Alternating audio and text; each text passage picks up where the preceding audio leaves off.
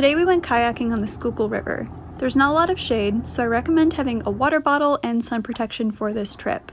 The river is nice and wide, and there's a couple riverbanks and an island that you can stop at if you want to take a little break and maybe have a snack along the way. Due to it being a little bit overcast today, the only wildlife we saw was some great blue herons, as you can see through the trees there. Unfortunately, no turtles, but maybe on a sunnier day. Here's my mom, and then my dad and I out here on the water today.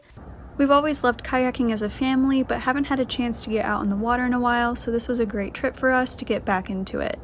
If you are a true beginner and have never been kayaking before, I would bring a friend who has, but I do think that this trip is something that a beginner could easily accomplish.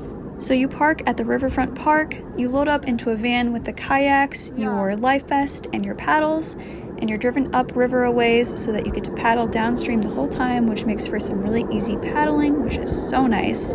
And this company is the Take It Outdoors Adventures, and I definitely recommend them. They have a 4-mile, an 8-mile, and a 13.5-mile trip that you can do by request. Today we did the 4-mile trip, which took us about 40 minutes. And then afterwards, we did a little bit of an outfit change. As you can see here, me in my dress. And then, of course, I forgot to bring a different bra, so there's me in my sports bra. And then here's my mom and I. Our next stop this Sunday morning is Phoenixville, Pennsylvania.